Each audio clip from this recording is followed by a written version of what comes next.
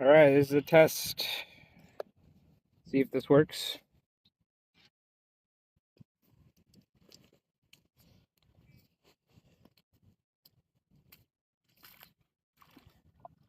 Oh man, it's really low. You can see where this drop off is today.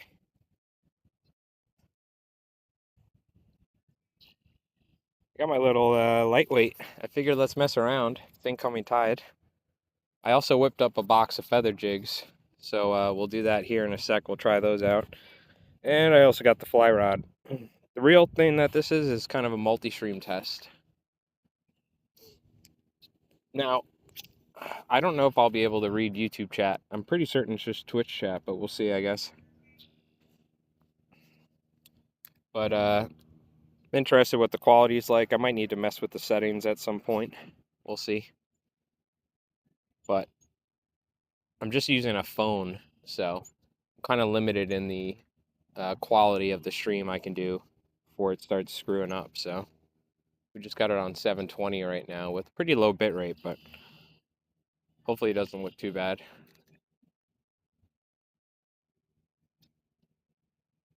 So what I'm really curious about is if there's white perch here. Because we've had them follow flies before. Kid that I work with, his dad has netted him shiner fishing here, so I guess let's see what we can do. This is a really tiny little ugly stick. Yo, what's going on, Tony? Yeah, really what it is I'm curious whether or not there's actually even perch here. So I kind of want to just throw a feather jig and see if we can actually find them. I also brought the fly rod though, so don't worry. But this is kind of like, do they even exist? You know what I mean? So we'll mess around.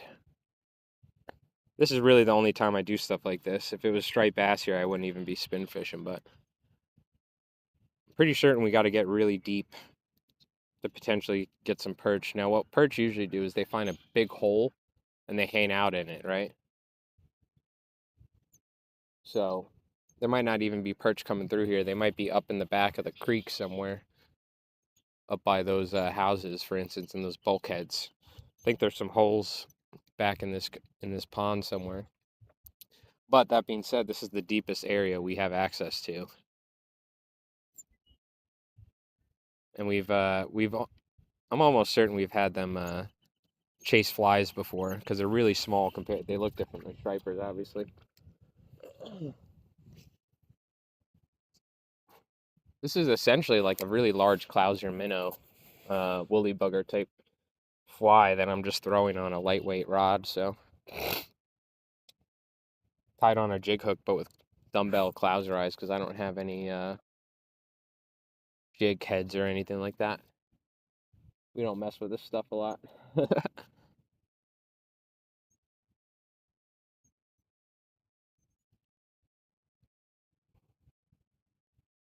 Handle's a little squeaky on this thing. I don't use it very often.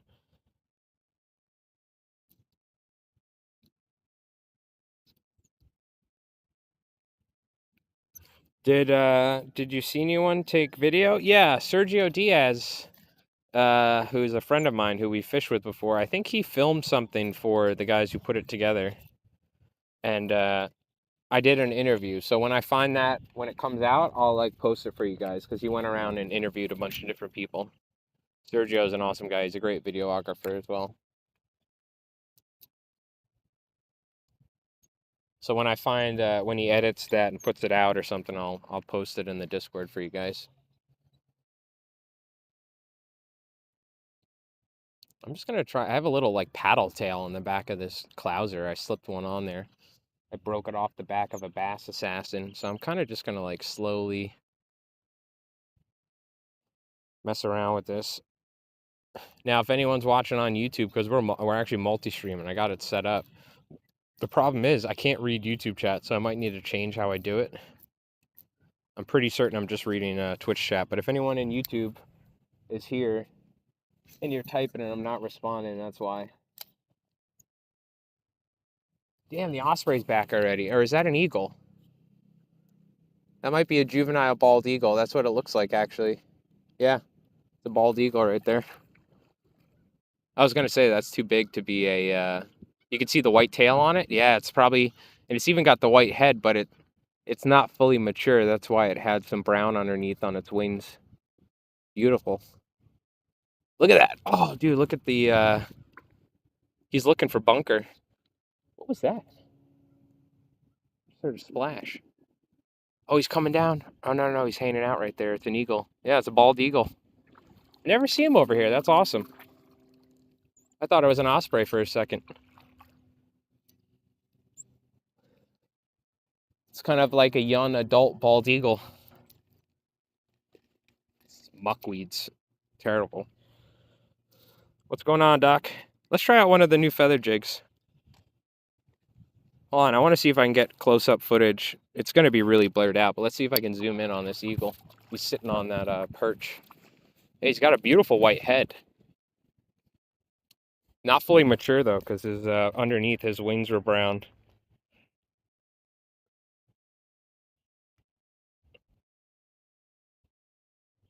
It's right there on the top of that post. You could just barely see him. See his white head?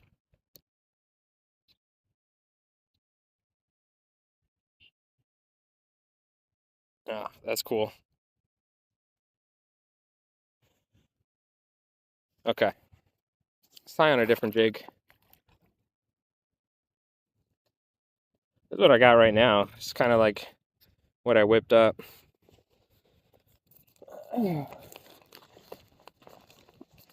What's going on, Doc? How you doing, man? Yeah, again, anybody on YouTube, I'm sorry, I don't think I could see your chats. I'll have to figure out how I can multi-stream. I just put the custom URL on my Twitch thing, logged in on Twitch on this platform. So you can see I got some little jigs I made, and I added some weight and stuff like that. There's a yellow one. This one's kind of white, and yeah, I'm gonna try this one. I like this one out. I put lead wire, and I used really heavy dumbbell eyes to essentially make my own jig on a small bass jig hook. Oh yeah, everything's good. Thank you, my friend. The new slammer video is going to be coming out probably while we're streaming, so go check that out after the stream. Sunday is the gotcha bonefish fly. Monday the slim deceiver. Uh, what else? Wednesdays the bulkhead.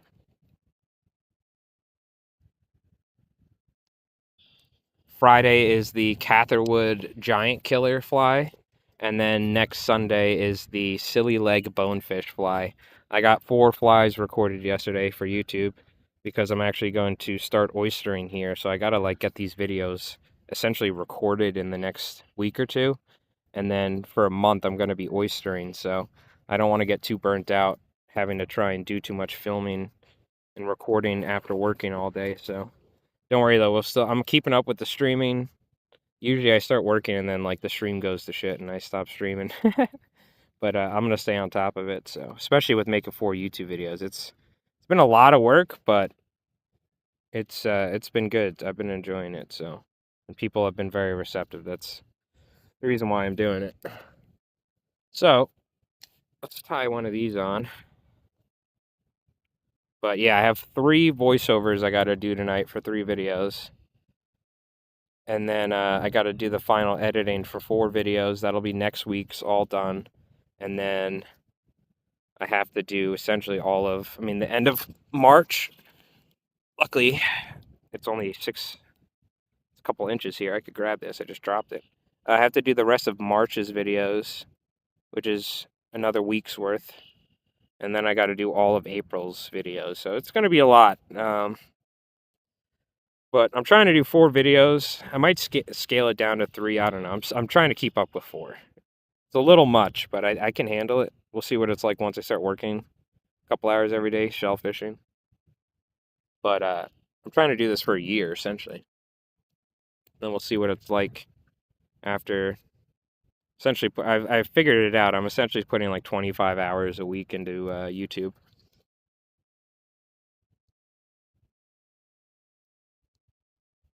It's virtually like working a part-time job. There is, so. All right, there we go. Water's definitely salty. This already feels heavier. I think this is going to get it. I'll get this out farther. Okay. I don't know. Maybe not because we have that rubber tail on that one. I guess I could always slip one of those little rubber tails on.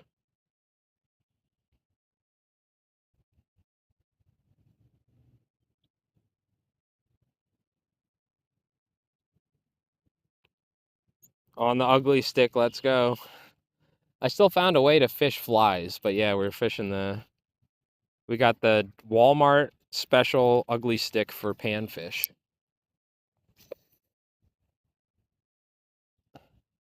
Stop looking at me, Schwan. What movie's that? That's an easy one. Uh-oh. He's taking offense.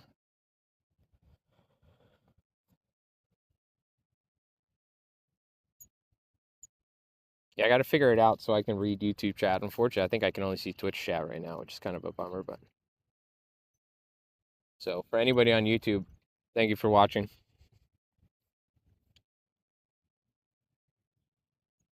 Yeah, that's right. You got to like puff your chest a little bit. Otherwise, he'll bum rush you. I got to deal with this every year. Turf war with the Swans. Billy Madison easy? Yeah, that was an easy one. That was an easy one. 2 points.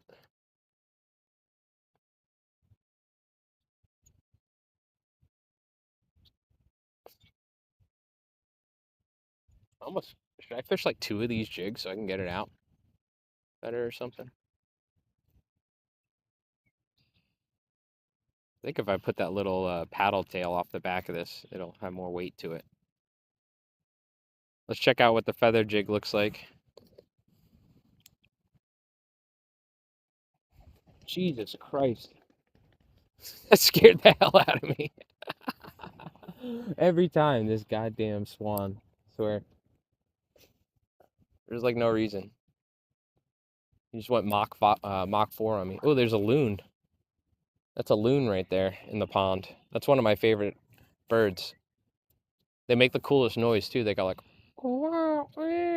they do some really cool. It's always in like the fog. You'll hear it. We got a loon right there.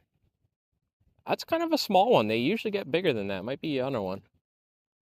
They're usually larger than cormorants. Yeah, we got the ugly. Look, I tied crappie jigs, feather jigs. All right. I don't know if there's white perch down here. Now we got to deal with every Joe Schmo fly guy coming in here. What is this, LI spinning rod Mike?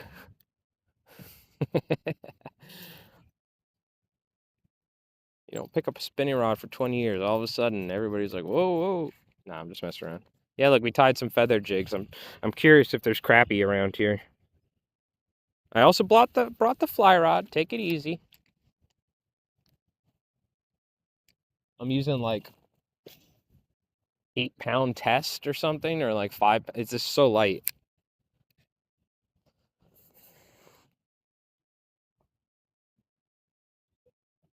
I almost need like split shot or something to help me.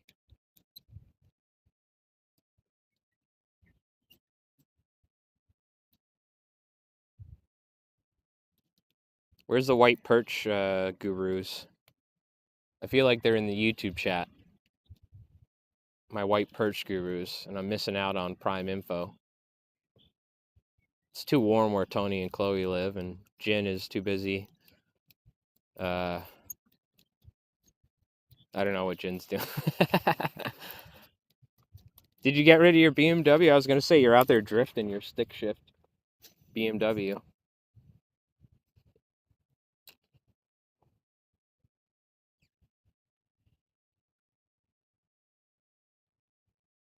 Yeah, we'll try the fly too. I honestly don't even know if there's fish here. Well, I mean, I almost know there's fish here because they've netted them, but I don't know if they like hang out. I mean, I guess to get anywhere in or out of here, they have to come through this little channel. and it drops off pretty deep. So if there's going to be a spot where white perch are, I think it's going to be here, that at least that I can reach. I'm going to guess there's probably like a hole in the pond somewhere, and they're either out there or they're off those bulkheads maybe or something. Or maybe they're out in the middle of the pond or the bay and they come in. I have no idea. So the only thing, I mean, I highly doubt. There is a possibility that we got a striped bass, but I've never caught a resident fish here in all my years. Start the new company on Monday. Hey, I'm glad to hear it, Bujika. Thank you, my friend, 57 months. Thank you, dude. Oh, there's the eagle. So you got a job lined up? Hell yeah, dude. Hell yeah. How was your D&D? Is that like a group that's organized? Like, is that your friends, or was that a group that like plays via the game store? Because I've never done that before. But it looked like you guys are having a good time. Did you bring one of the minis I painted for you, or did the DM provide everything? Group at the game store, very cool. Yeah, I've never done that before. I know a lot of people do that because not everyone has a group of friends that all can meet up at the same time. We usually play at my buddy's house. I'm lucky we get like 5 or 6 of us. We dedicate one night a week for it. DM had one. There you go. Oh, what was that?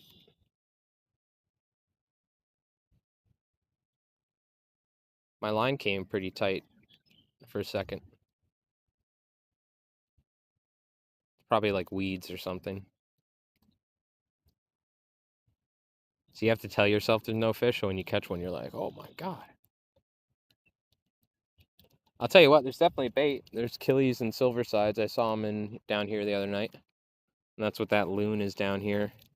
I'm assuming the eagle's looking for bunker. Any day now there's going to be bunker and adult herring that come in here. So we can catch herring, even though that's not really my... I'd rather catch a perch than a shad or something, But yeah, well, hey, that's what happens.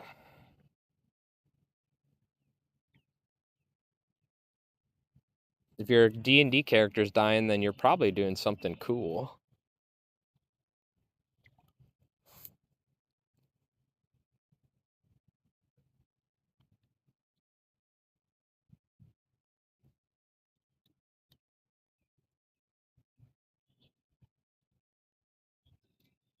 I'm just kind of like wiggling it. Is that a fucking shrimp? Dead shrimp? That looks like a shrimp shell. Oh, I got it. What is it? That looks like a malted shrimp shell. That's exactly what that is. You see that? Or it's a dead shrimp. One or the other. Its head is broken off. That's what these things are eating, by the way. You see that? Oh, an arena battle? Oh, that's even better. Somebody's got to die if you're doing PvP. Yeah, we haven't done that yet. We should. Probably get a little heated. Arena my friends group. Yeah, that's exactly what these fish are eating. Is either small fish like small killies and juvenile silver sides, like spearing, or they're eating shrimp. So that's kind of what we tied these for, to imitate. Just some sort of little buggy looking thing.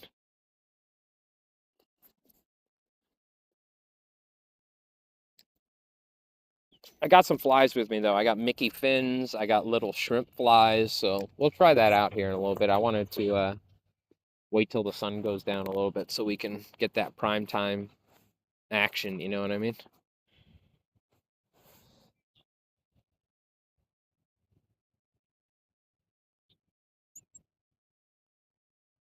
Oh, it was like not PvP, it was like an arena. You guys were fighting a bunch of monsters. I got it. Well, 5 monsters to one, that's a lot.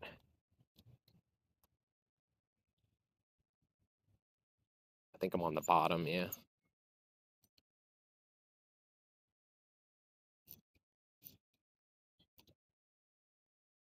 Any white perch gurus? How should I be retrieving this thing? Should I be jigging it? Should I just be slowly? There's probably people on YouTube like, what? No, no, you're doing it. I wish I could see YouTube chat. That's all good. I think there's probably a way I could do it. I set up my custom RTMP server, quote unquote. That's what I'm broadcasting to Restream via my logged in on Twitch. So I think that's what happened and why I can't see one chat.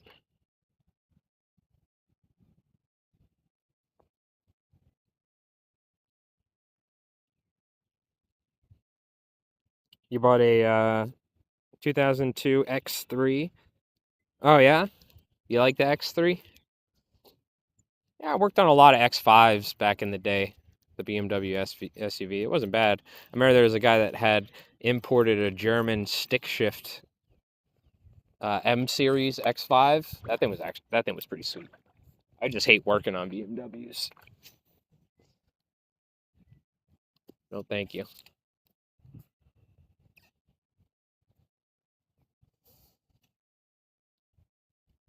Yeah, I'm using mono. I can't remember the last time I ever used mono either. It's like taking me back to 1996 or something as a kid. This sort of setup.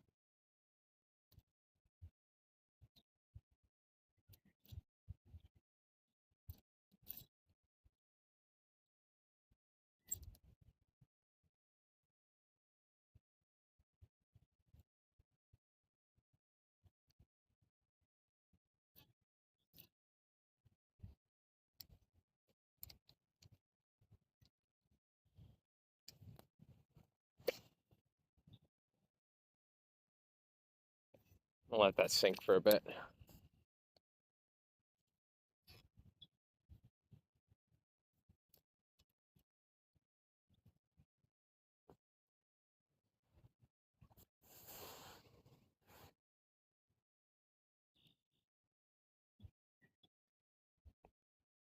It's computer. Okay,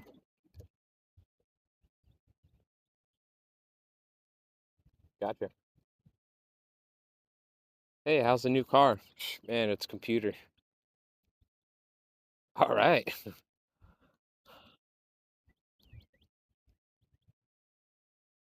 X3, gotcha.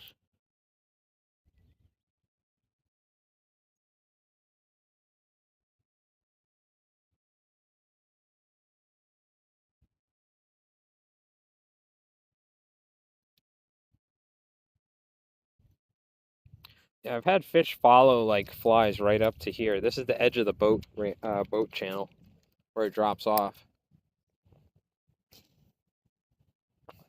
I was always curious. It's incoming tide. I can kind of like I'm slowly like jigging to the edge of the channel that runs along. You can see it kind of goes like whoop like that. And all this to the right is a salt flat that's really shallow. And on incoming tide, that's the bass will work this edge.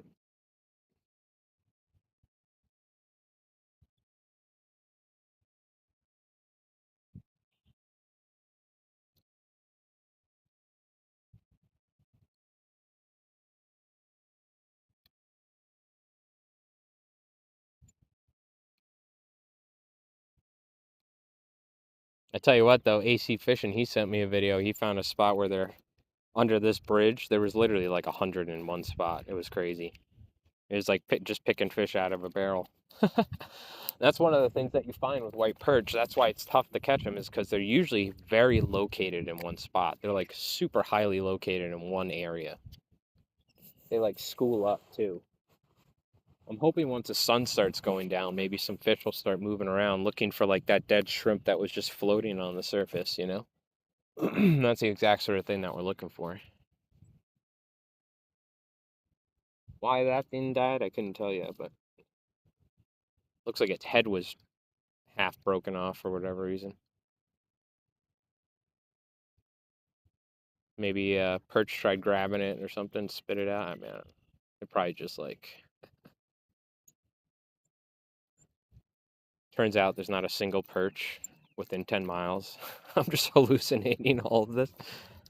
The shrimp was never real. I mean, that thing looks good, dude. I'm tempted to put a dropper on here, though, and put another one on, just to be honest with you. Should we try that? I'm going to try it. I'll show you how I do this. I'm going to do a double surgeon's loop. Oh, I'll do triple. I'll put this sucker back on there. Yeah.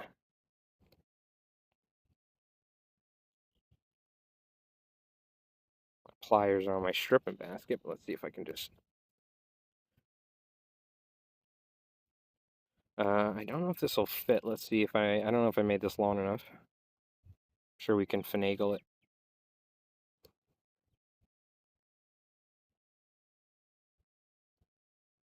Now, what point do I lose my street cred? I'm fishing flies that I tied for white perch, but with a spinning rod, but there's a paddle tail on it. Is it already gone? Like, when do I lose the street cred? The damage is already done, right? Fish and ugly stick on stream. Won't be able to show my face at the fly shop anymore. All right, let's try this. We'll try the double jig, shall we? 2 for 1. You need that stinko worm trailing. Is that an actual thing? The stinko worm?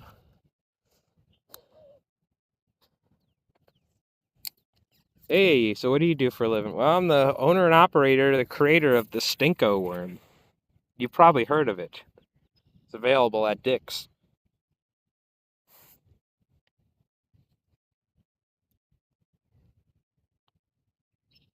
Ah, yes. The one in the pink, 2 in the stink worm? Yeah, of course. I think there's another shrimp right there, I see. The fuck was that? That was a fish. Do you see it? I could barely see it because the sun's right in my eye, but there was a boil right there. What the hell was that? That wasn't a bird, was it? Oh, it was the loon. Damn you, loon. I got excited. I thought it was a boil. The loon's eating all the white perch. I guarantee that's what he's doing. Because that's a big bird. I bet you he's eating those perch. Because there's probably like perch in here that are like that. Just a bass rubber? Oh, I gotcha. It's even worse when you call it a bass rubber, by the way. Just the term rubber. You know what I mean? So that loon was just here. He just popped up there in under 5 seconds. Shows you how fast that sucker is. I wonder if he was chasing something. Usually they stay down longer when there's a lot of bait. You know what I mean? Because they're spending more time underwater hunting. If they're coming up quickly, or that means there's a lot. I forgot what it was. There was some adage some old timer told me about cormorants. Maybe it's that if they come up quickly, then there's a lot of bait because they probably already grabbed it. But if they're down there longer, I don't know. This is one of these things that probably doesn't mean anything, but we like to tell ourselves.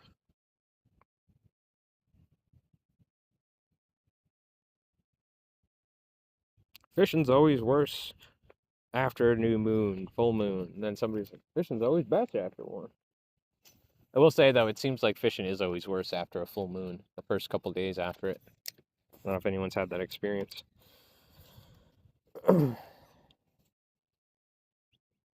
Chasing my lure, yeah. All right, we got 2 on now. It's sinking good, it's jigging good, and it's twice the opportunity to catch a white perch. So let's see what happens, shall we?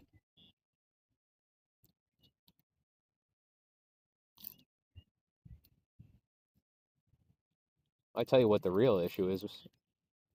Gotta hit that fish whistle. We gotta call them. I was telling the guys at the Bev store about the fish whistle story in Sims. How Sims like came up with this fish whistle case, and I'm pretty certain like the owner of Sims, some older guy, they didn't tell him what it actually was. They were like, "Yeah, it's a case. You could put stuff in, like a harmonica, or whatever. But it's it's for your weed." Remember that skit? Yeah, this is an old hand-carved African box made out of special wood from a shaman. They're like, oh, what do you do with it? Oh, you put your weed in it. that was that was an old. That was what? That was like the. That was Rob Schneider, wasn't it? So that was that mid '90s SNL. I think Adam Sandler was in that one. It means there's no fish because they ate all of them. Yeah. Now there's always if I saw a seal, then my hopes and dreams would be dashed. A couple cormorants or loons, I'm not too worried about. I'd rather have him on that side of the pond where he is now, though, and not over here, because I'm sure white perch probably do get a little spooked when they see one of those prehistoric marine birds hunting them. You know, I'm gonna. This looks pretty good like this. The double jig, it's fishing good too.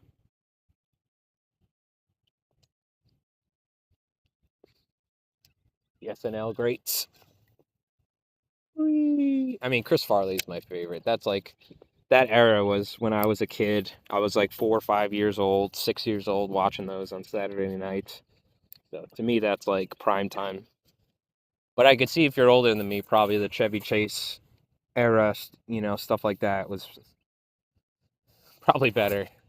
I just didn't experience it.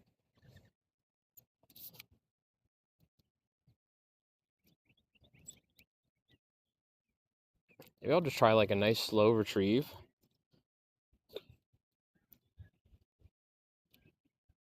Now it's actually getting to the bottom. I'm getting like weeds on there and stuff.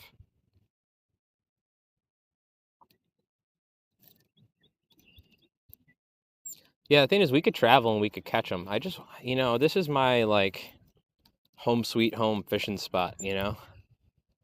And I'm convinced there's weak fish down here. I'm convinced there's perch. I just got to catch them. You know what I mean? This spring, we'll come down here in the freaking at nighttime. I don't care. We're gonna catch some weak fish. I know they're down here. To my left, they like gill net. I don't know how many hundreds of pounds per night. So, I mean, some of them aren't making it, but there is still a good amount of them that do make it. So, they got to be coming down here. Prime time area for them.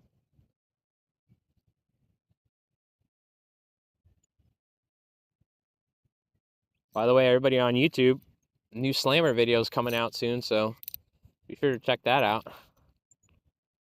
Pretty happy with it. We're actually going to get Mark Sadati to come and film some fly tying at some point. I told him he needs to do some fly tying for his channel. And he was like, he wants to do it the right way. I said, well, I've got it down pretty good. I'm sure we could figure something out. So, but I think I'm going to try and sit down with Mark and have some conversations too.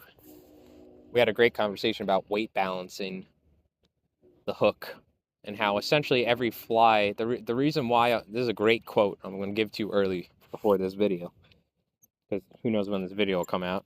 I haven't even written a script for it, but the reason why any fly casts good because it is weight balanced, whether you know it or not. Any good pattern worth its weight, uh, pun intended or not intended, is because it's weight balanced. So we're going to go into a whole discussion about weight balancing, uh, and how you'd be surprised, like the industry kind of shies away from that topic.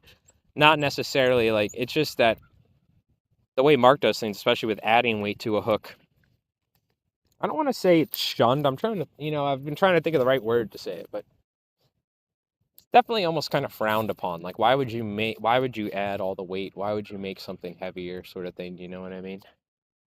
But it's just straight up physics, until you watch Mark cast a 14-inch fly 130 feet on a 5 weight. I mean, he just broke his record this last weekend. It was a 150-foot cast on a 5-weight rod, and it was a 14-inch slammer, 12-inch slammer on a with, I can't even tell you how much lead wire is on there, but until you physically see that with your own eyes, you almost don't believe it. You know what I mean? So it's very interesting. I'm gonna go deep into the discussion of weight balance and is that foam? Or is that a dead bird? What the hell is that? I think it's foam. I don't see any other foam. It almost looks like a dead seagull floating on the water. I hope it's foam.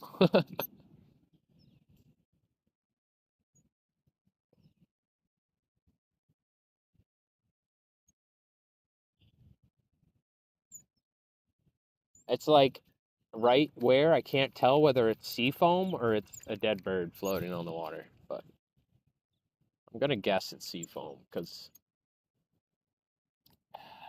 it doesn't even look like a seagull. I don't know what that would.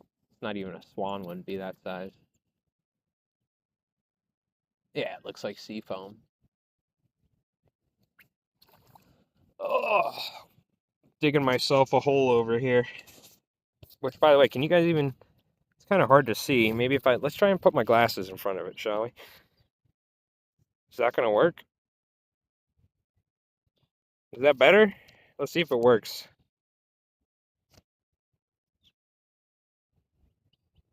Well, it kind of works. Essentially, there's a drop off right here where it drops off into the boat channel. It's not super steep, but it is fairly steep.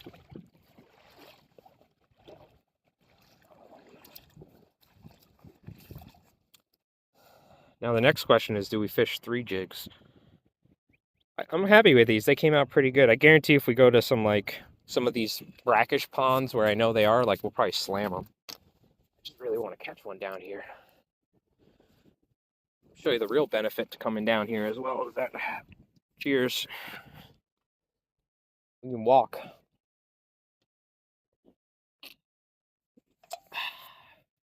Mmm. Blackberry? That's like my favorite. It's a blackberry now. Mmm. Used to be black cherry, but I like the blackberry White Claws. Good. I miss my Guinness, but I'm gonna be honest with you.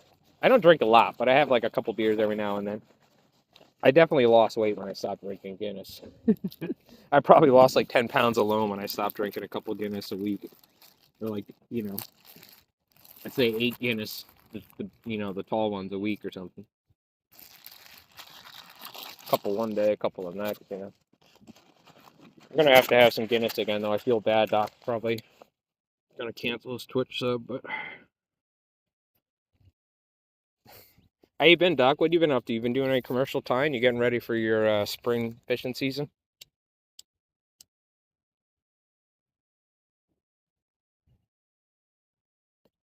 It's pretty funny. You have like the same exact wig hair Mark has, huh? Is it the same brand or is it a different brand? That ghetto wig hair that Mark was using. I was telling him that you found it in Ireland. So I was like, oh, it must be like the same stuff made in China somewhere or something. Probably just different packaging, if anything. And my hands are getting cold. By the way, anybody on YouTube, I can't see your comments, so I hope you guys are doing good. I was gonna do some fly tying in it, and I figured it's nice. Let's come down and let's get some vitamin D and C, whatever. Anything we can get. Just start eating sand. Maybe I'll get some minerals out of that. And the hunt for the great white perch continues.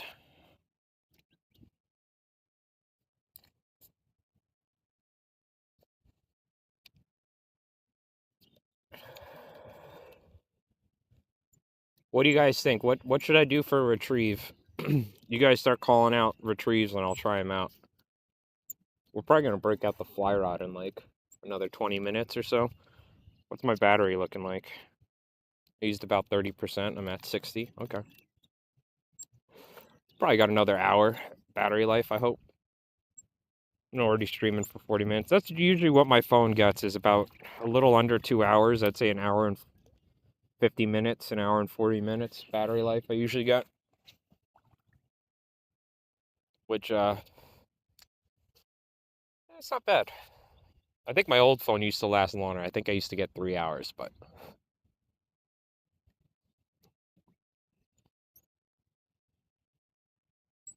the better the phones get, the better the cameras get and all this. They're probably using even more battery life than they used to. If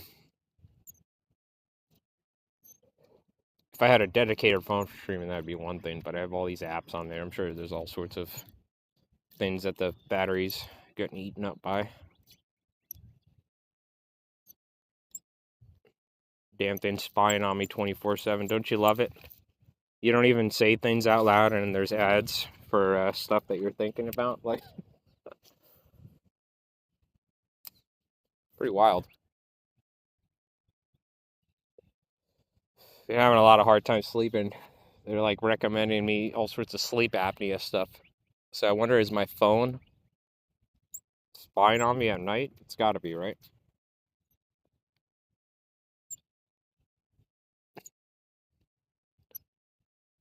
You like cut to the middle of the night, your phone like springs legs and it's like moving around like a robot, drilling holes in you. Like some science fiction horror movie.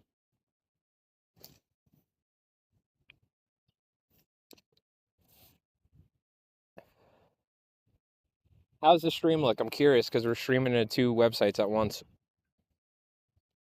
Any frame drops, anything like that? I don't think we've had any drops. I think this is a better streaming server than the one that Twitch was using when I was just streaming to Twitch.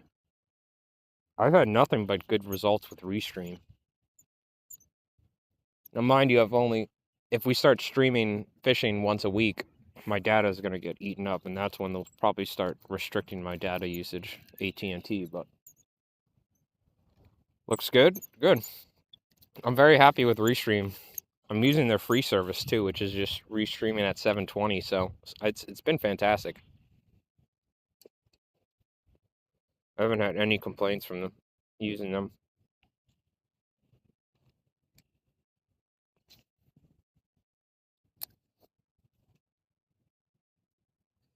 Feels good to get outside though, I'll tell you that much. I've been trapped inside editing and recording videos for the past couple days.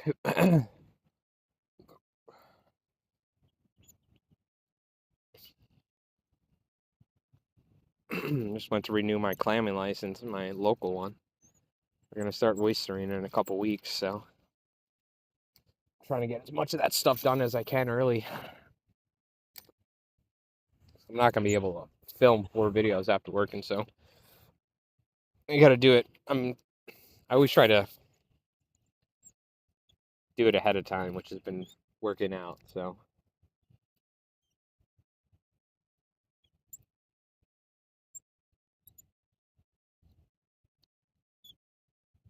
I need to, the goal is finish up 3 or 4 videos tonight. I have to do my voiceover work for it. That's probably what takes me the most time, honestly, doing videos. I'd say probably each video takes about 3 hours, just between filming, editing. I do my initial edit, and then I do zoom ins, and then I'll do my voiceover, and then once the voiceover I'm happy with it, that's when I export it.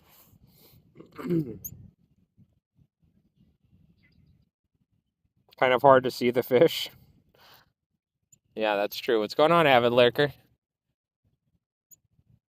What do you mean? They're right there. You didn't see that 30-pound perch I just caught? What have you been up to?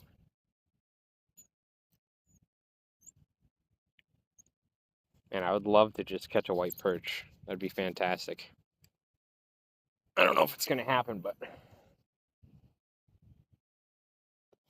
feel like this is, the water's probably still freezing, but sun's been out. It's been warming things up. Maybe these fish are starting to get active.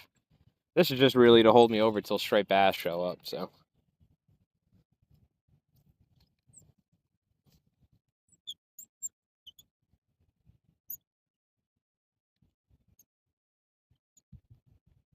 Working and lurking. Perfect.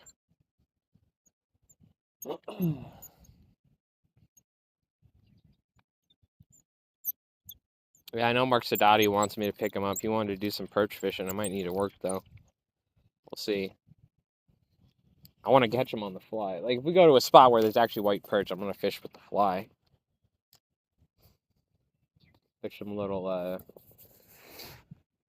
marabou flies or something, rabbit strip flies. The second we catch one down here on this jigging rod, I'm gonna switch to a fly rod from now on. I need to see one with my own eyes or get a hit or something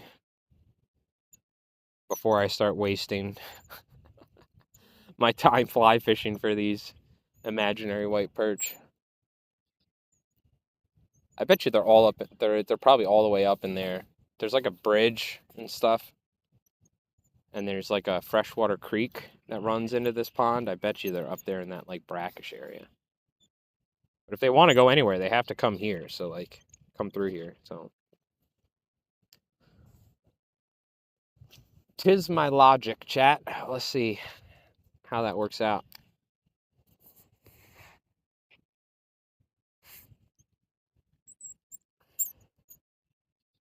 Say it's not even that deep right now. Low tide is probably only 6-7 foot, but that's mighty deep for this area. So the majority of this bay is 5 foot at high tide, 6 foot. This is one of the deeper spots in the whole area. That's why it usually produces stripers, because there's drop offs, there's rips, things like that they work.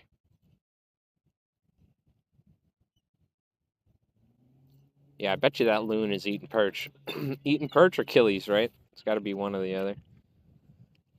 I bet you they eat crustaceans though too. There's a bunch of crabs and shrimp and stuff in here, so they could be doing that. But that's why I stopped fishing mono a while ago. It's a little finicky at times, especially when it's cold.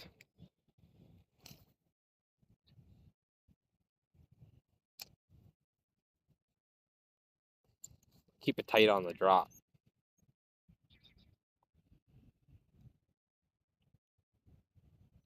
Look up humongous fly pattern. I'd say they will chomp them up. Been tying a bunch. Super simple pattern too. Use them when trout is fixed on eating perch and roach fry. Oh, okay, interesting. I'll have to look it up.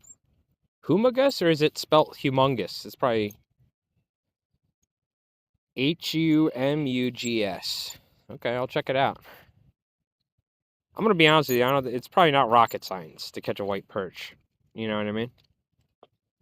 I think just like the majority of other fishing, especially weak fish, for instance, is a good example.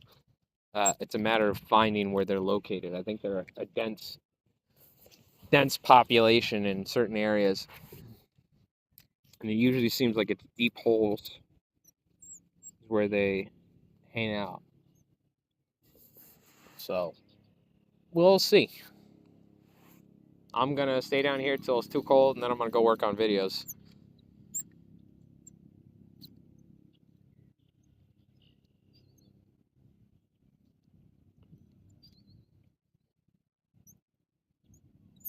Okay, gotcha.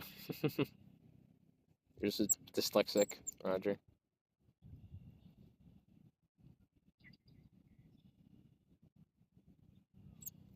Just try and bounce it on the bottom too, like twitch it out in the middle.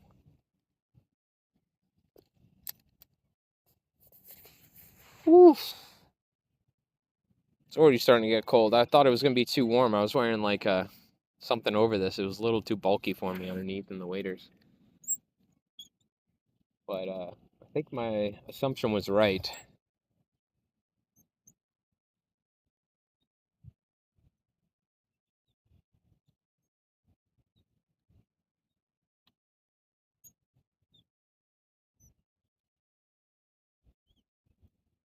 Maybe we'll try out the fly here soon.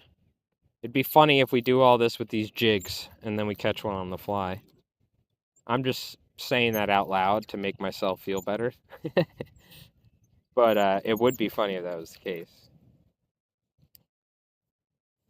Never say never. Which, by the way, is a fantastic James Bond film.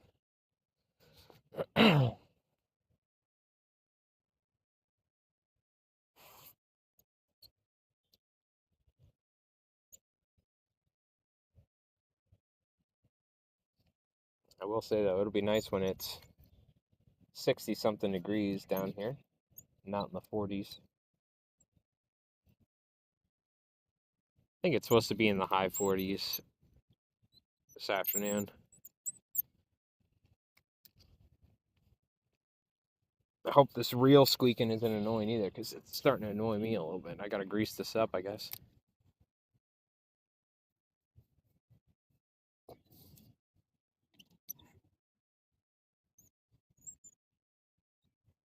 See the sea ducks coming. Puddle ducks.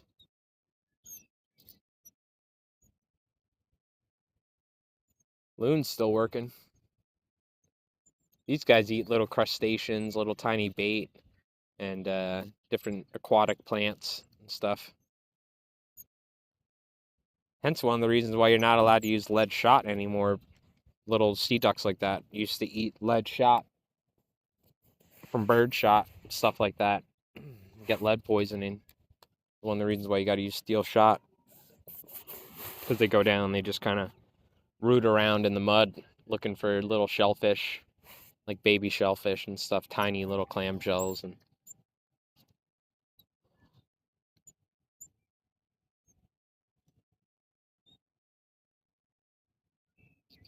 the old setup, what are we talking about? This thing? Or the fly rod? Or the stream setup? It's an old little ugly stick. It ain't bad. I bought this, I couldn't even tell you how many years ago. Very long time ago. Let's cast it this way because these ducks are. I don't want to whack one of them in the head with a Clouser minnow, essentially.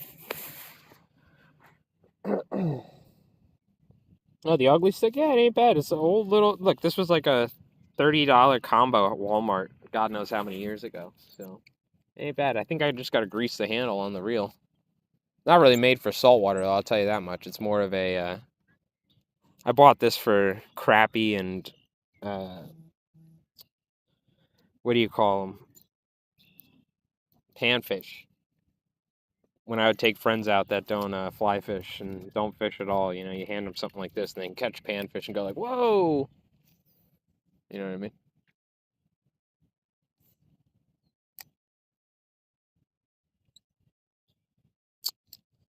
I'm not digging the mono though. I'd put some braid on here if I kept fishing this more, but this is more of an exploration device, is what I like to call it. You call it a spinning rod, I call it an exploratory fly delivery system.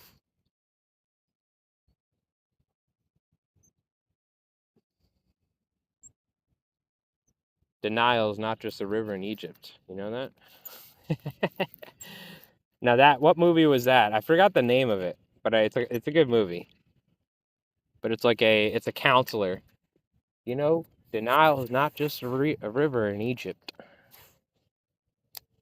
And they also talk about riding the white horse or something, riding the white lightning.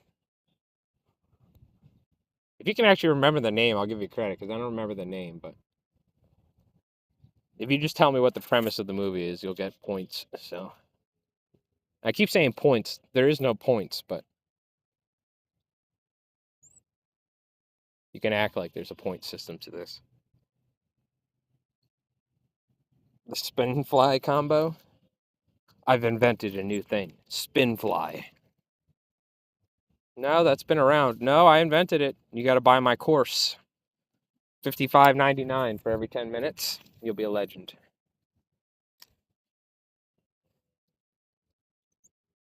It's like those guys that are like, you make $5,000 a day with a bot on YouTube. All those ads you get. I get so many of those. $30,000 a day. ChatGTP.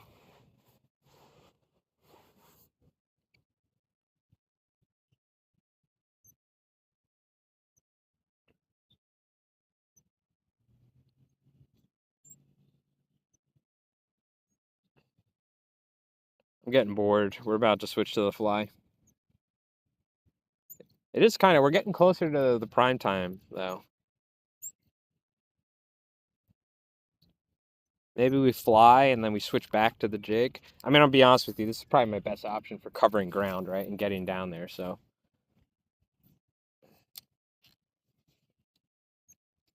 If I really want to actually see they're here, I should probably just stick with this.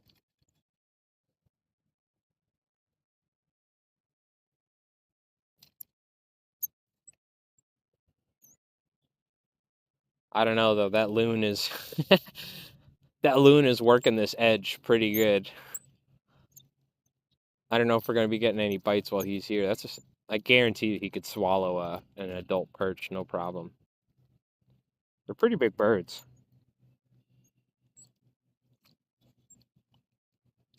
Pretty big birds. Oh shit. Pardon my French. I didn't want to hit those ducks. They came out of nowhere.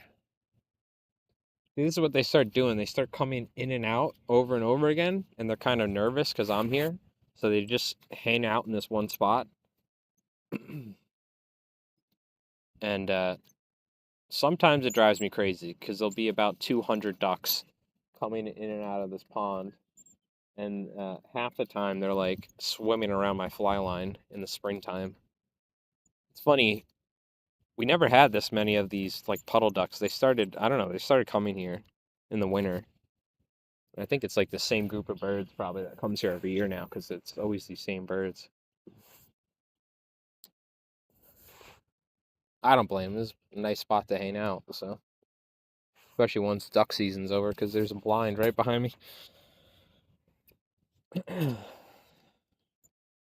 But during the spring, they drive me crazy sometimes. They'll be like bumping my fly line while there's fish blowing up. I'm like, get out of here. Trying not to snag them, you know. Like there's the loon right there. My competition for the night. Tell you what, he's probably better fisherman than me, though. I'll tell you that. That's almost, there's a certain taste in that. He depends on it a little more than me. Duck season, I think, is usually at some point, I want to say in like, is it late November or December or something? Or January through February. I don't think it's in March. The only thing I think you could do in March is maybe there's like goose for a little bit early. But I haven't heard any shotguns, so I'm assuming it's been over for a little bit. It's been a while since I've duck hunted. It's been years. But I know that you can crow hunt. Sometimes people come down here and crow hunt, blasting shotguns off as I'm walking down here to go striper fishing. I think that usually ends in May, but I'm pretty certain it's all over now. Unless there's any LI duck hunters in here, maybe you can say what the season is.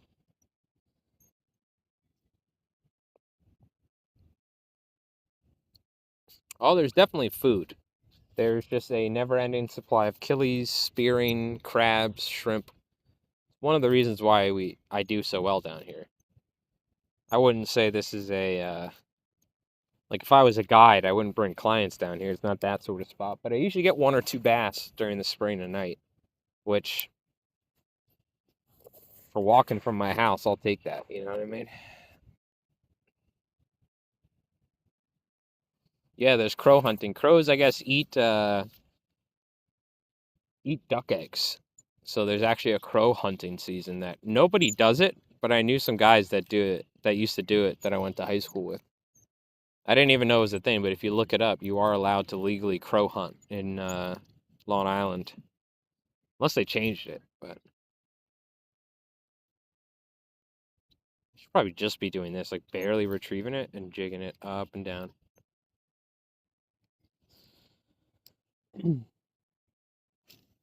Yeah, every once in a while I'll have a what do they call a group of crows? Isn't it a murder? A murder of crows. I've had groups of crows, murders of crows, attack bird nests in my backyard, and they'll come and they'll like attack a smaller bird and like kill their either eat the eggs or like kill the baby birds and eat them, and it's like crazy stuff. I don't think they eat them or eating crow. The only person who's ever eaten a crow is Danny DeVito, and It's Always Sunny, or I should say Frank, not Danny DeVito. Frank and It's Always Sunny, and he regretted it. You never eat a dead crow you find on the side of the road, is what I learned. I'm personally not a fan of like. It's It's one thing for resource management, I understand, but I'm not a fan of hunting things you can't eat. I like if I kill something, I want to eat it, obviously, So I don't do any like, not that we have that available, but I don't do any trapping or that sort of stuff. Or yada. Deer and turkey are about it for me, and maybe some duck because they all taste really good.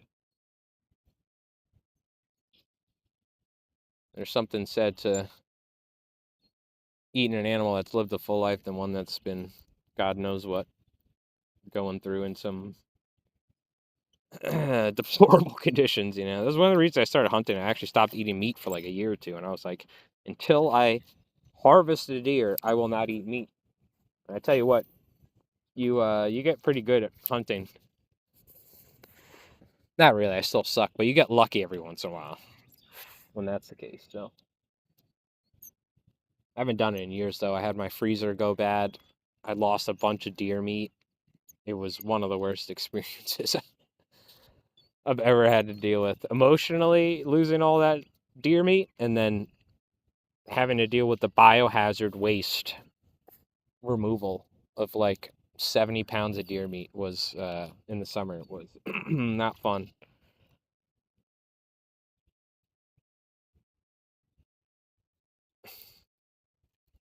Oh yeah, well the crows drive me crazy. They do it all the time. They come and like sit outside my window like wah, wah, wah. But I will say I think crows are pretty cool. They're like, like ravens and crows, they're big birds. And they're very highly intelligent, especially a raven. A raven's a very smart bird. But crows as well. Crows are actually pretty cool birds. But they're also kind of jack-offs for what they do to other birds. But that's who are, it's funny to say that, like, oh man, hey, leave that woodpecker family alone. But like you take us back how many thousand years, we'll be hunting with rocks and spears, like I don't care what it is, we'll eat it, turtles. But that being said, the reason why they have any hunting season generally is because uh, you know, it's sustainable in a ways. So if they allow some people to do some crow hunting to help manage the population, it's not the worst thing, especially when they do quite a lot of damage to a lot of waterfowl that have been had issues. I'm sure a lot of that though, I wouldn't be surprised, has to do with like legislation and stuff because the industry for duck hunting is so huge out here and all across the US that like I'm sure there's a lot of people that are like maybe we should protect those duck eggs, if you know what I mean, But I haven't looked into it. I'm curious how much damage crows do to the waterfowl population. That's what people have told me. For all I know, that could be a lie. I've just had that regurgitated a bunch of times from other people to me, so should look into it one day, but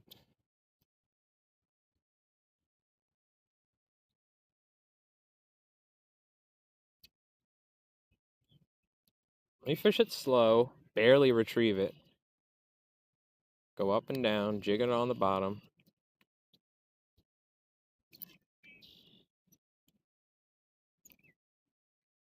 Hitting weeds. I can feel it's this muckweed, it's called, or munweed, something like that. It's this thick, viscous, like algae type aquatic plant that just covers, especially when you're fly fishing. It really sucks because it just coats everything. But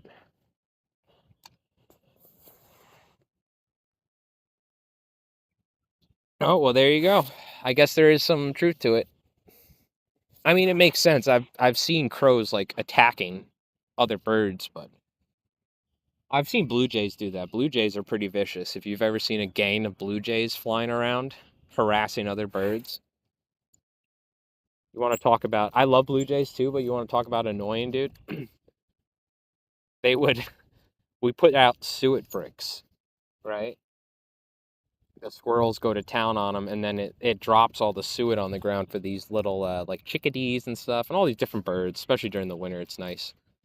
Um, and during the summer, if we have suet bricks and we're doing it regularly, the blue jays will come, and if there's no suet brick, like the leader blue jay, I'm sure it's probably like the alpha one or something, comes and calls, brings all the other ones, and they all start going like, "Bah, bah." You know how blue jays do that?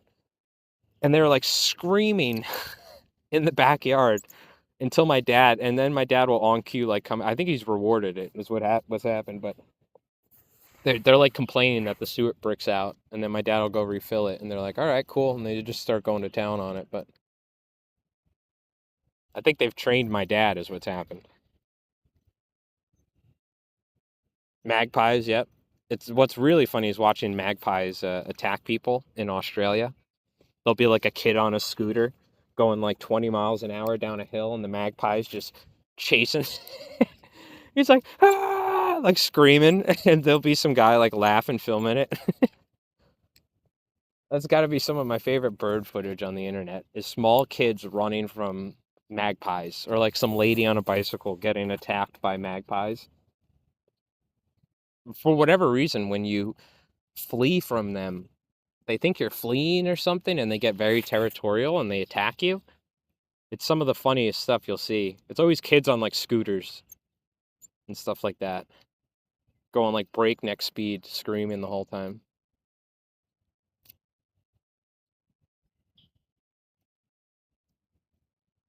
The only we actually deal with stuff like that sometimes when you end up fishing near turns on islands or clamming. They get kind of defensive at times because they think we're attacking them, and then after a little bit they realize we're not a threat, but they'll come and start dive bombing. The worst is the seagulls. When seagulls have babies, it was one of the funniest things I ever saw. It was my small friend Raul from El Salvador, a little guy. Went to high school with him. We used to go clamming at this island with my other friend Rob, and what do you call it? He was getting dive bombed by these seagulls, and he got so like he was just like he dropped to the ground like it was a mortar strike in World War II, and the birds were just like dive bombing him, and he couldn't. He was just like curled up, like ah, like getting attacked by like 30 seagulls, or just sitting there like dying laughing, probably smoking a blunt or something. But yeah, the seagulls in turns will essentially exhibit that. It's got to be something defensive, you know. Ugh, it's a gorgeous night out. It's starting to get a little cold though. Warm my hands up for a bit. How's everybody doing? I hope all the YouTube folks are doing good. I'm sorry I haven't been reading your chats. I can't see it. But if you're tuning in on YouTube, I appreciate you. This is kind of a test. I'm not really expecting to catch anything. This is, it's super early in the season. We have another 3-4 weeks till I'm going to start coming down here and striper fishing. But this is kind of a stress test on the equipment. See how restream works. See how multi-streaming works. Um, you know, vice versa. And I kind of wanted to stream more than yesterday. Was it yesterday? A couple days ago, we came down here and tried it. I filmed some footage. If you, by the way, at the end of the stream, watch the Sadati Slammer video. I came down here and I casted this fly about 95 feet on an 8 weight. But yeah, we streamed for like 15 minutes the other day because my phone died. So I kind of wanted to come down and give it like, an honest effort, see how long the phone lasts, see whether or not the connection stays up. So we'll hang out a little longer. I got to warm my hands up though. I'm going to be honest with you. I'm absolutely freezing. I was going to bring gloves. I was like, nope, don't need it. So nice. But I should have known it was going to get brick out here at some point. Woo. I also filmed I filmed a bunch of footage around. I was filming this creek mouth. I was filming the pond. I shot some shots of the beach face, the pond corner over there where the estuary grass is, because I'm doing a video on how to. What's the name of it? It's essentially how to choose what fly. Or no, fly fishing for striped bass is going to be the name of the series, and it's how to choose the right fly when chasing stripers or something. Whether what time of year it is, what the water quality is, um, vice versa. So, um, like I said, I'm working on new types of videos. I haven't done any videos like this sort of format. So I am a little nervous because it's more like, it's almost like a presentation, right? I did public speaking. It wasn't bad. But doing a oh, that's bird. Is that bird shit? What is that? Is that a fish? That's part of a dead fish, I think. Should I grab it? Or that's a... Oh my god, I know what this is! Oh, look at this, chat! I hate to see it. Is it dead? It's dead if it's floating. So, this is what we go clamming for. And this is... I've never seen this before. I gotta show this to my boss. This is a immature steamer clam. You can see the neck. I honestly don't know if it's alive. You know, it might... Usually they're dead if they float. But maybe it's using... It's not moving. Usually it moves. It could be using the tide to come in, but this is a juvenile steamer, and you'll find them in creeks like this. And this is what we actually go clamming for, and one of the only spots in the U.S. that we're allowed to clam for them using a rack and a motor. But you can't hear. This is actually a sanctuary, a shellfish sanctuary. Now this is interesting. Is this dead because it was floating? Or is it alive and is it coming in with the tide?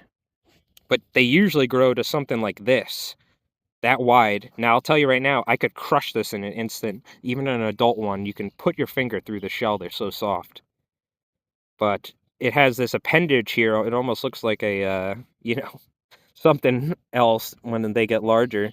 But what you do is you actually steam them. That's why they call them steamers. And you rip the foreskin off of the clam and then you eat it. It's the best way I could say it. I got sick eating these ones, so I never eat them now. But people love these things. They're like a delicacy up here in New England. They call them piss clams as well, but this is a steamer. I don't know if it's alive. I'm going to be honest with you. I think it's dead, but I'm going to let it go anyway. I've never seen them that small, though, alive like this, floating on the surface. So either it's dead or it's coming in with the tide. It's probably dead, but the cool thing is it probably died from the cold. They usually die from the cold. If they're too shallow, they get shocked, I think is one of the things. But that was very interesting. I've never seen one like that. It just recently died if it was. I'm going to be honest, it might be alive. Yeah. That probably only hatched, oh man, when? I don't know, not that long ago. It's pretty small, maybe like in the summer it was laid or something. I don't know, they take a while. But, so what that thing's going to do is it needs to find the exact right substrate for it to find itself and settle itself in. It's going to bury down about 2 feet into the ground, and that lawn siphon will go all the way up to the surface, and that's how it's going to filter. Pretty cool. I've never seen one like that. But that's what we go clamming for during the winter. That's what I was doing all winter, this winter. So, that was interesting to see. I've never seen one that small like that, like together. They're usually dead, or they're like alive and we've kicked them up in the rack and they go flying through the rack because they're so tiny. Now I'm like, I want to see if there's more, but I'm so stoked we saw that. You don't know how rare it is to see one that size.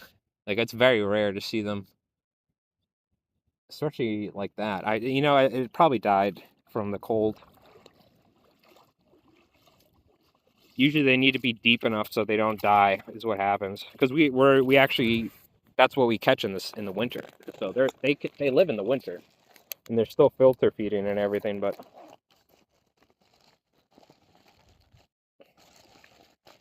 you'll find the same deal with hard clams. Small hard clams die over the winter if they're too shallow. Or not if they're necessarily too shallow. I think if they get exposed. So that clam, for instance, could have been somewhere up over here, let's say, or somewhere up on the beach, but higher up. And what happens is when the water goes down during outgoing tide, it literally gets cold enough to where it could potentially like kill the smaller shellfish that are higher up in the water column where it's exposed. That's what it was. I'm sorry. Took me a second to remember, but and I guarantee you that's what these ducks are eating too. They root down and they find little clams like that.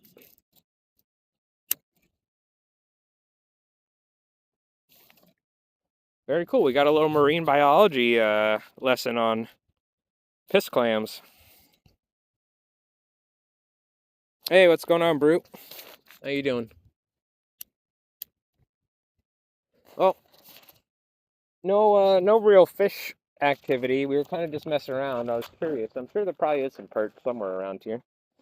But it's been a good expedition. This is a test for the stream, essentially.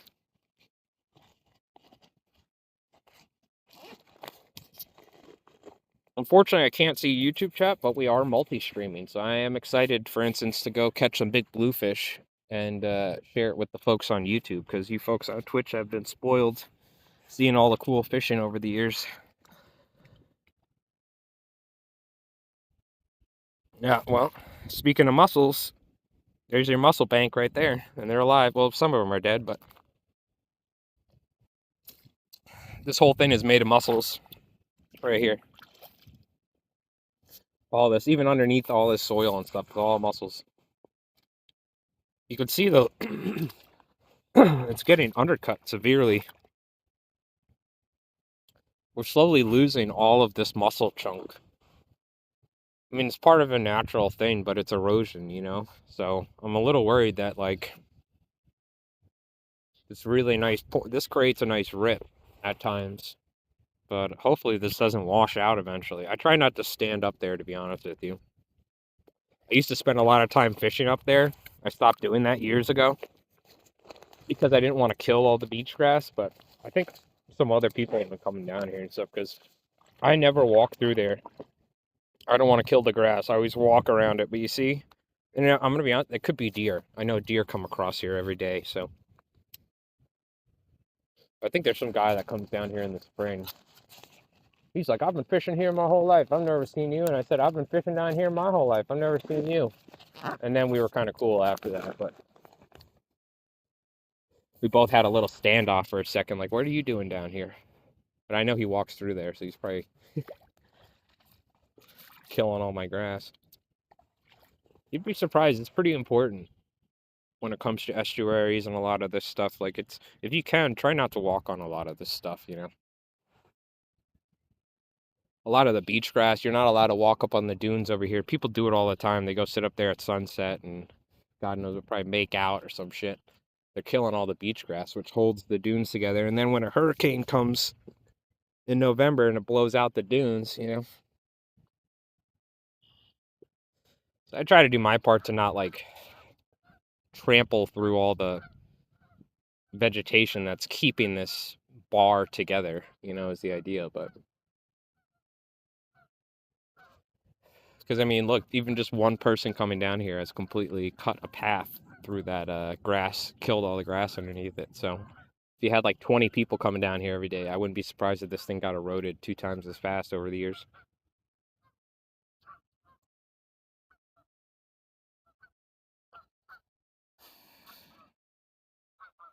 Just taking a little break. I gotta warm my hands up. We'll get back. We'll probably just throw the jig. I was gonna fly fish. I don't know. My hands are already cold as is. I don't think I want to get them wet. I'm not looking forward to going clamming after I get my license. So it's gonna be still cold. I think it's gonna get down to 20 degrees next week or something.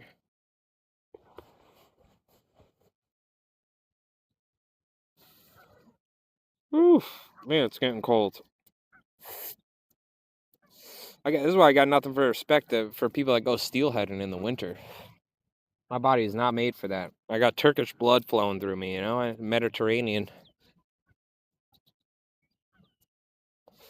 It's crazy. I go clamming, but I wear so many clothes. You can't really fly fish like that, you know, with gloves and liners. If I go out in the winter and I'm not wearing like 30 layers of stuff, it gets brutal pretty quick. Luckily, it ain't freezing. It's only like, I don't know. It's not that bad, but Oh yeah, we're East Coast. No worries. I mean, if you're asking what town we're in or something, I'm on Long Island, New York. The South Shore of Long Island. You can hear in the background, maybe you can, but the ocean is around here, so we're not too far from the ocean. There's a saltwater pond that empties out into the bay.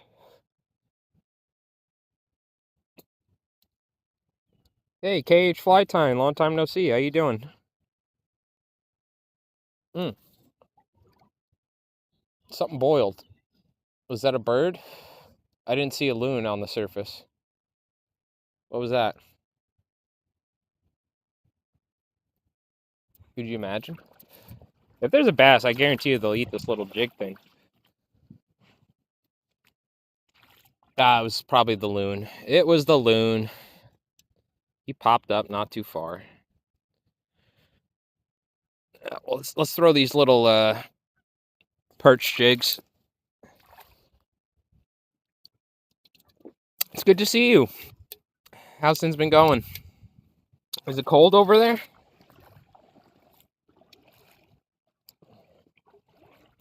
My dad's in Turkey right now. I think it's probably similar temps, I'd say. It's a little bit warmer there in Turkey right now, but I think it's oh, munweed. Yeah.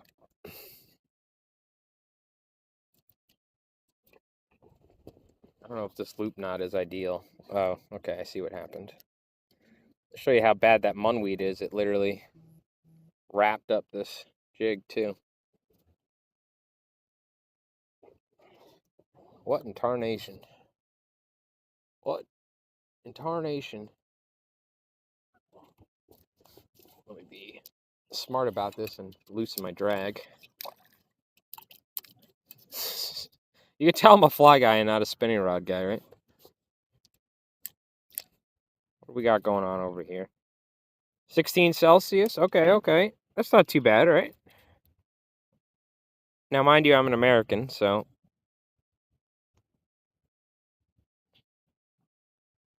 I'm not the best with metric, but... Or not metric, but you get the idea.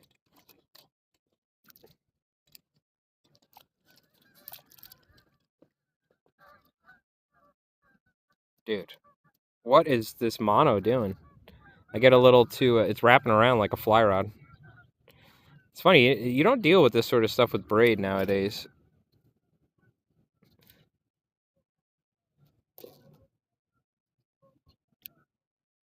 There we go. That's like the same thing that happens with fly rods.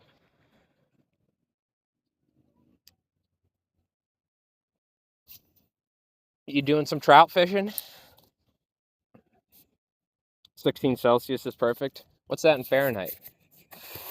It's like 48 degrees right now, I think, but I'm gonna be honest with you. The wind temperature, it feels like it's low 40s right now. So that sun went down, it started getting real cold.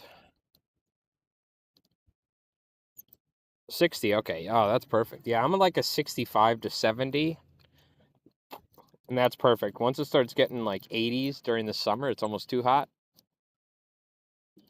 But a good like 72 degrees, whew.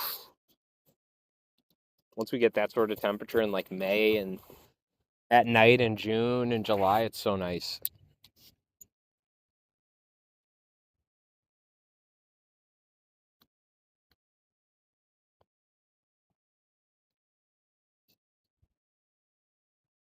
And I can tolerate the 80s.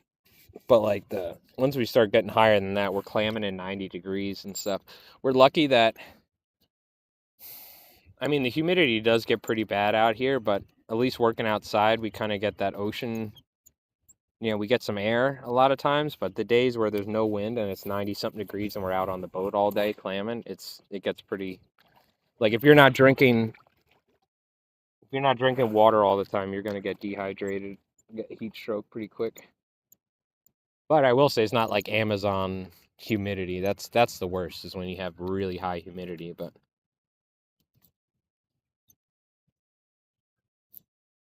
well, sunburn, yeah. Yeah, my father's Turkish, but my mother is German, French, yada yada yada, Irish. So I burn pretty easy at times. I kind of wish I got a little bit better sun protection, but when I do, after burning, I get a nice tan. I get that like golden Mediterranean Turkish tan, so that is nice. But when I first start working out in the sun, I got to be careful because I usually burn pretty easily. I gotta fish this a little slower. I gotta restrain myself from getting too crazy. Yo, AR, what's up, man? How you doing? Okay, so it's been an hour and 30 minutes we've been streaming. I'm at 24%. That's not bad. I was charged up to like 90 something. Dude, this munweed. There you go.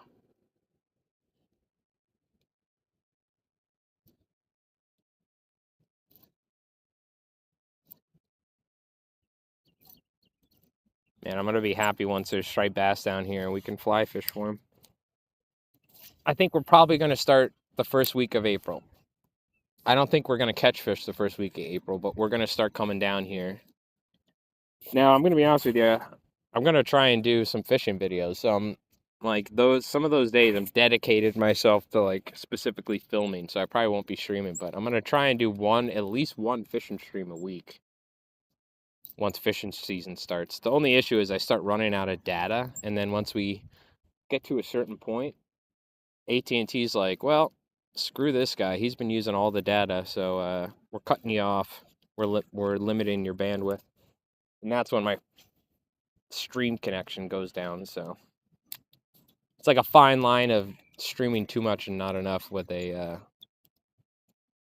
phone setup. So we'll try and do like one fishing stream a week. We might do more. I say that we might come down here every day for all I know. Once it starts popping off, but I'm gonna try and film because I haven't made fishing videos in a while, and I'm gonna try and put some effort into them too. So I need to start getting footage too for other videos. Like I'm gonna film topics on like how to fly fish for striped bass using different techniques and stuff. So one thing I learned trying to do this it was too much. I was like, I'm not doing this. It's too much work.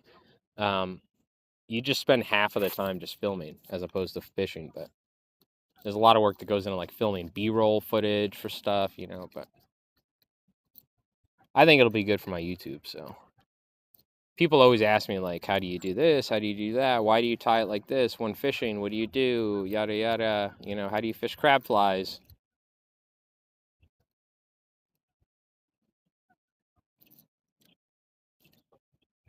Spawning time for trout. March is grayling spawning time. So you're starting fishing 01 in April. Oh, very cool. Yeah, we're allowed to fish out of season for certain species. I don't keep anything. It's all catch and release anyway. But like for instance, you are allowed to like catch a striped bass right now, but you obviously can't harvest them and you have to let them go right away because they're out of season. But I think the white perch season, if I'm not wrong, is year round or something like that. It's not even, I don't even know if they regulate it because it's technically a freshwater fish, but they live in brackish areas. So I don't know. I never keep them anyway. So we'll see. Haven't gotten any bites or nothing.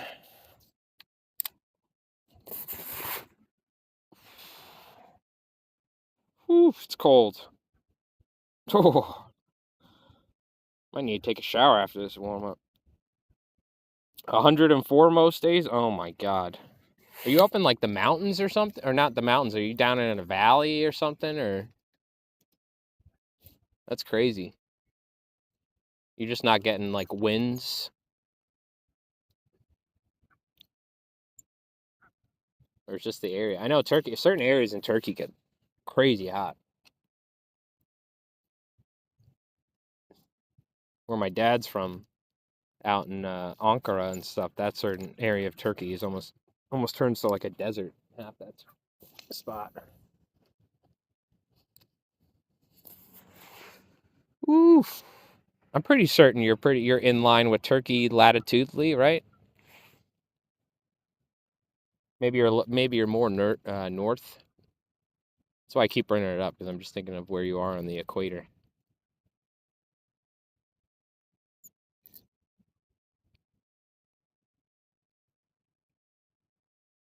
God, you have some rivers where it's catch and release only. Yeah.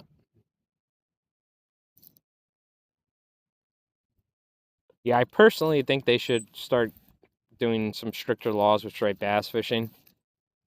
Like we were talking about it. Mark Sadati was asking one of this guy that we fish with or that we know from fishing. He works for the DEC, and he was asking if you can weigh a fish for an IGFA record, a trophy striped bass, but you're not allowed to keep them. And I'm like, Mark, I'm pretty certain you can do literally anything you want to the fish other than like explicitly kill it and then throw it back in the water. As long as you put the fish back in the water, I think you could take as many photos as you want, even though morally you should be putting that fish back in the water as soon as possible so it doesn't die. You know what I mean? Especially a larger fish. But there's no law saying that you can't handle a fish improperly. I think there should be incentives though, or something. I don't know if there should be a law, but there should be something. It's just too often people don't handle fish properly, and you end up seeing dead striped bass floating around. It's already a law that you have to fish. If you're fishing with bait for striped bass, you have to use the circle hook now. That was a fairly recent thing. In the past, you used to see a lot of bass get gut hooked. Uh, People would fish clams and stuff, and the striped bass would swallow the hook, get hooked in its gut, and then they would kill the fish, ripping the hook out and chuck it back over. Nowadays, they at least have to use circle hooks. I bet you 50% of people are not using circle hooks, but at least there's some regulation involved.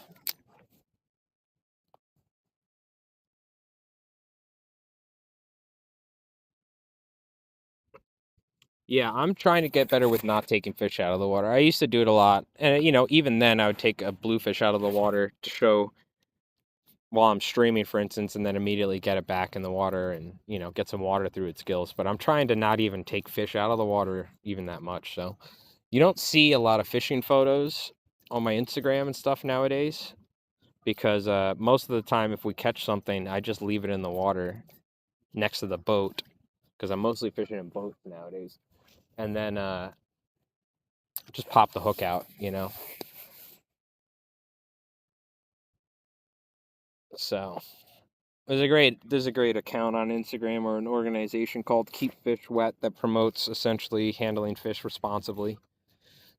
Really, what drilled that home for me. Now, every fish is different. Striped bass, people say, are very resilient, and that's true. But they build up lactic acid in their muscles when they fight, and then they have a hard time getting the oxygen through their gills, right? So, last thing you want to do is keep them out of the water for 30 seconds after they've literally been fighting themselves to death. But um, there was an article that really drilled this home for me in saltwater fly fishing back in the late 90s, early 2000s. And it was a study. It might have been later on. It might have been mid 2000s, but it was either Fly Fishing Saltwaters or Saltwater Fly Fishing Magazine. There were two magazines that changed over the years, and I always forget which one was which. But they're both fantastic. They're not around obviously anymore. But there was an article about bone fishing and how every like 5 seconds a bonefish was taken out of the water after catching it for photos and stuff like that. The mortality rate went up a certain percentage. And at 30 seconds or like a minute, I think it was if you take a bonefish out of the water for a minute after fighting it for like 5.5 minutes, 10 minutes, and they fight very hard. Uh, and in shallow water, very high temperatures, so who knows what the oxygen levels are like on those flats. Um, the fish after a minute out of the water, like the mortality rate, like jumped up something astronomically. I don't want to throw a percentage out there, but it was like a majority of the fish being let go, like a certain percentage were dying. So striped bass are more resilient than bonefish, but even then, that's something to think about. Every second, keep that fish out of the water makes a difference. So especially after they've been fighting for their life. So I don't know. It's something to think about. What really drilled it home in the past couple of years is there's a chart from the NOAA and or no, I'm sorry, was it the NOAA? No, it was the ASMFC, and they regulate a lot of striped bass fishing on the East Coast federally, and it had harvest rate from recreational fishermen for striped bass, harvest rate of is that a hit? Or did I bump I bumped some weeds, I think. It was really shallow, but it felt like a fish. I got some weeds on there. The harvest rate for recreational, the harvest rate for commercial industry, and the catch and release mortality rate. So, telling about how many fish people caught recreationally, which is people like me and you going out and just catching fish and keeping them to eat. Commercially, which is people either gill netting, rod and reel, whatever, with tags, right? Regulated by the DC. And then catch and release mortality, i.e., people who don't handle fish properly or just from it being a big fish and fighting for so long, it just died. And the catch and release mortality rate was higher than the recreational, what do you call it? The recreational harvest and the commercial harvest. So more fish are dying every year from improper handling. This is according to them. Now, we discussed how are they getting this information? How are they determining that many fish are dying from catch and release? You know what I mean? We still haven't figured that out. I would like to know where they're getting that. Because some people were like, well, but I'm trying, if let's just say it's accurate, that is an alarming amount of fish that die from improper handling. More than the commercial and the recreational harvest. And I think when that came out, that there was some backlash on that, because the idea that the people letting the fish go are killing more fish than the people keeping the fish, which, it doesn't make sense. But so I'm really curious behind that. Yo, Supra, thank you for the 28 months, man. I appreciate that. Brett Chef, look, Chief, I understand. You can unsubscribe, okay? It is what it is. I know I'm banished from the fly community. No, we're just looking to see if there's actually white perch here. There's no striped bass or anything. I'm curious if there's white perch. So I'm fishing some little jigs I made because it's much more efficient than fly fishing. And unfortunately, we haven't gotten anything, but we've been having a good time.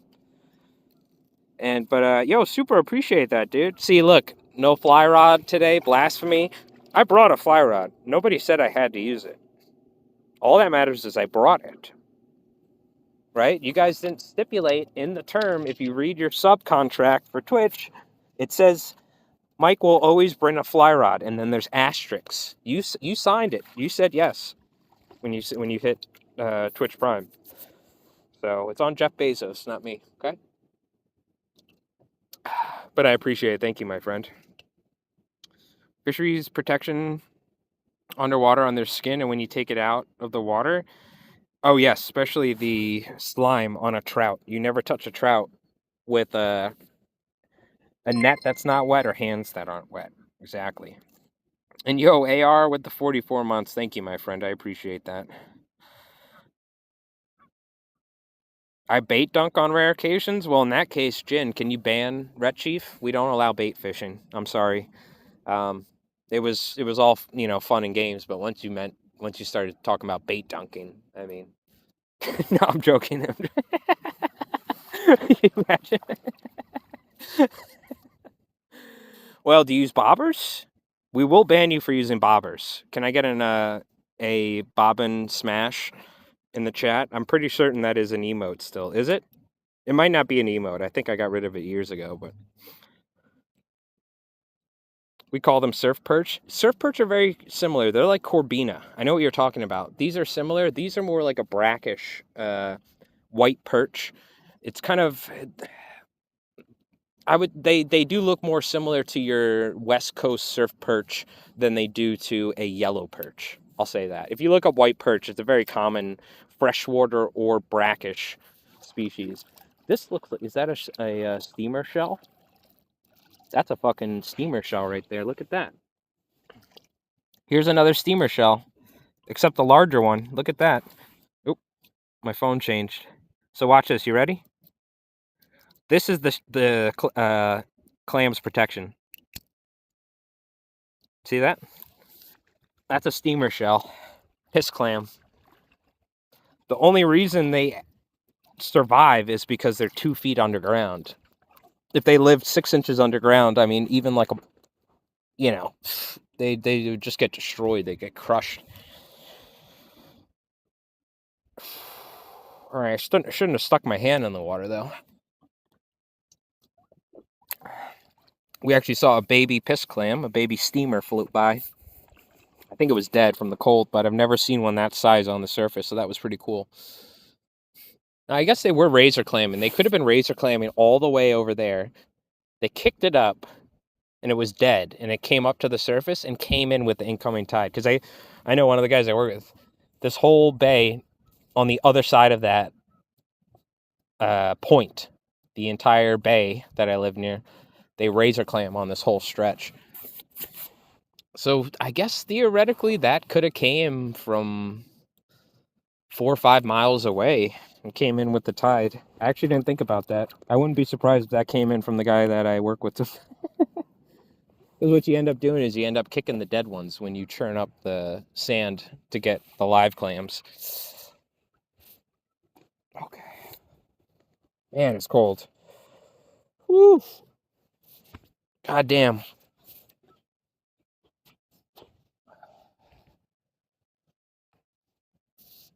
It's turned into more of a hang out and look at the sunset than it did fishing near the end, but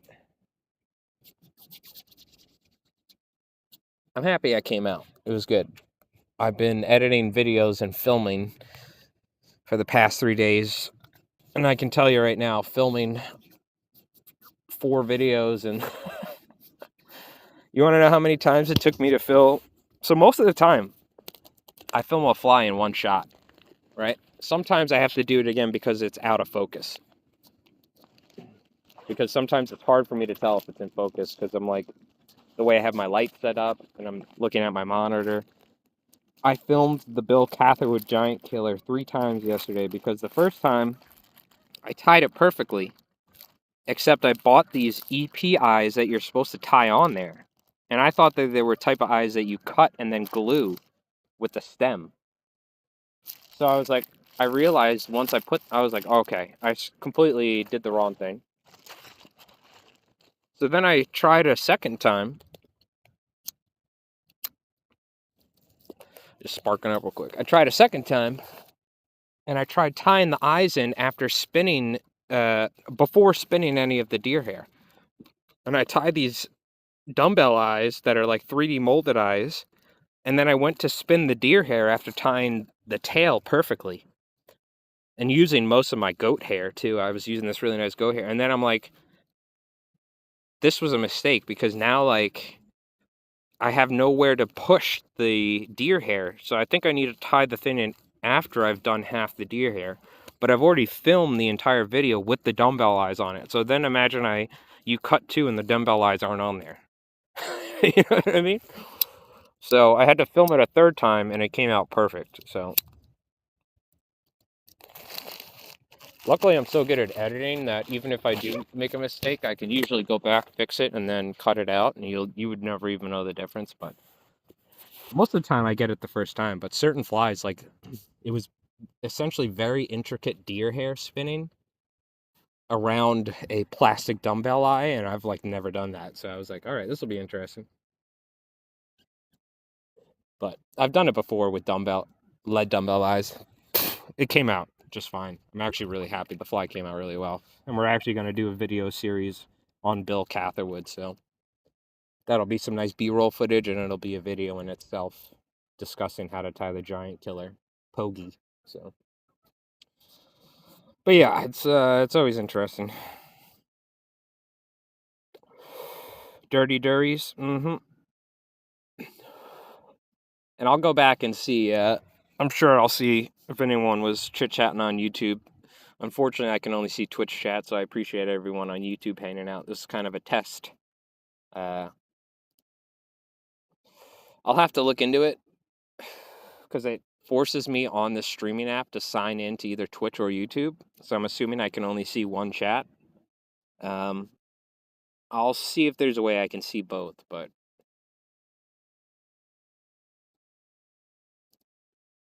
because I'd really like to be able to read both chats, but I apologize, I haven't been interacting, so we're probably gonna finish up this dairy here, check the sunset out, and then we'll probably head out.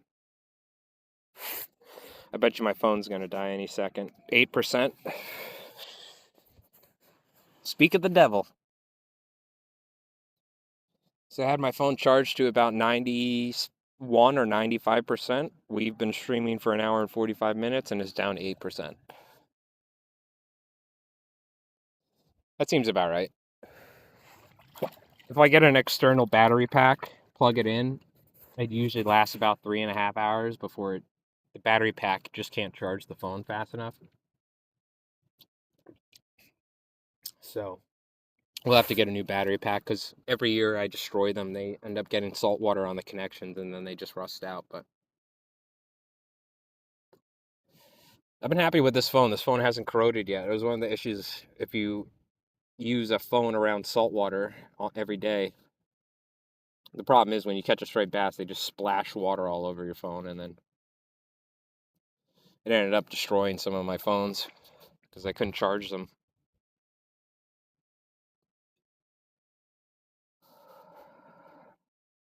If you're new to the channel, feel free to subscribe on YouTube or drop a follow here. You're going to be doing a lot more fishing, but I was supposed to fly tight tonight, but I said, you know what, let's come out and let's try the old IRL stream setup, so I was happy with it. I think we'll be able to hopefully show you guys some cool stuff this year, so. All right, it's probably time to get out of here. My phone's about to die, and I've lost all feeling in my hand, so.